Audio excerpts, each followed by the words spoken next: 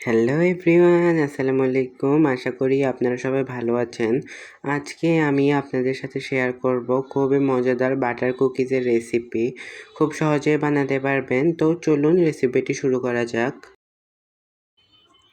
এখানে আমি half cup butter নিয়েছি। বাটারটা একেবারেই গলে যায়নি, মানে হাত দিলে হাতে লেগে আসবে না এমন। এখন এটাকে আমি বিট করে নিব। এটাকে বিট করতে হবে যতক্ষণ এরকম বাটারটা সাদা হয়ে যায়। লো স্পিডে বিট করতে হবে। এরকম ফোমি টেক্সচার আসলে এবার এখানে আমি 1/4 কাপ চিনি, আরও 1 টেবিল চামচ চিনি আমি ব্লেন্ডারে ব্লেন্ড করে রেখেছি, মোটা দিয়ে দেব। আর দিচ্ছি 1 চামচ লবণ দিয়ে এটাকে বিট করতে হবে যতক্ষণ না এটা ক্রিমের মতো হয়ে যায়। এবারও স্পিডটা লোতেই থাকবে, লো স্পিডেই আমি এটাকে বিট করে মিশিয়ে নিব।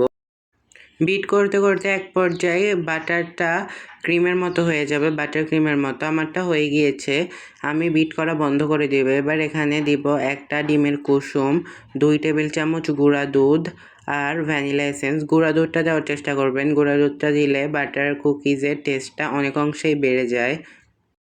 ভ্যানিলা এসেন্স 1 টিস্পুন দিতে হবে। এগুলো দিয়ে আমি এটাকে বিট করে নিব যতক্ষণ না পর্যন্ত চিনিটা একদম ফুললি ভালোভাবে গলে যায়। বিট করার পুরো প্রক্রিয়াটাতেই আমি কিন্তু বিটারের স্পিড লোতেই রেখেছি। এই সময়ের মধ্যে বিট করতে করতে আমার চিনিটা একদম ফুল গলে গিয়েছে। এবার এখানে আমি ময়দায় ব্যবহার করব।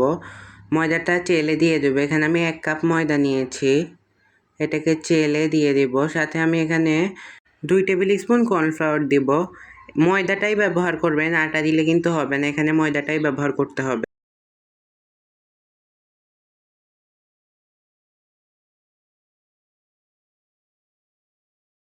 আমি এখানে 1 টিস্পুন বেকিং পাউডার দিয়েছি।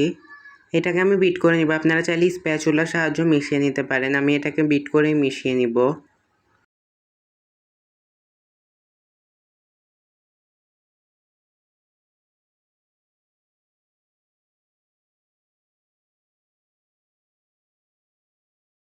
আমার বিট করা হয়ে গিয়েছে। এবার আমি একটি স্প্যাচুলার সাহায্যে এগুলোকে একসাথে সাইড থেকে ছাড়িয়ে একসাথে করে নিব।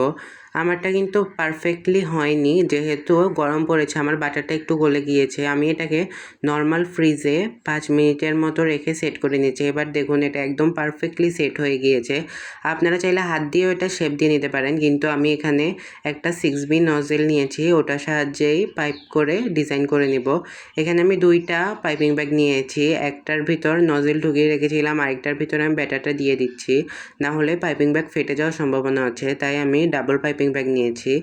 এবার আমি এখানে একটা বেকিং ট্রেতে বেকিং পেপার বিছিয়ে অয়েল ব্রাশ করে রেখেছিলাম, ওটার মধ্যে বিস্কিটের যে ডোটা ওটা পাইপ করে দিব। অন্যদিকে আমি ইলেকট্রিক ওভেনটাকে 170 ডিগ্রি টেম্পারেচারে আপ ডাউন হিট অন রেখে 10 মিনিটের জন্য প্রিহিট হতে দিয়েছি। আপনারা চাইলে আপনাদের পছন্দ মতো নজেল দিয়েও এটাকে পাইপ করে নিতে পারেন। এবার আমি এটাকে ওভেনে দিয়ে বেক করে নেব 20 মিনিটের জন্য। আমার বিস্কিটগুলো হয়ে গিয়েছে। এটাকে একেবারে ঠান্ডা করে নেবেন।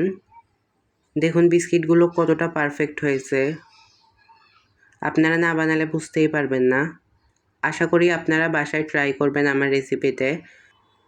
খুবই সহজে তৈরি করে নিতে পারবেন আমার রেসিপি ফলো করলে। আর আমি স্টেপ বাই স্টেপ আপনাদেরকে দেখানোর চেষ্টা করেছি। তো আজ এই পর্যন্তই। আপনারা সবাই ভালো থাকবেন। আল্লাহ হাফেজ।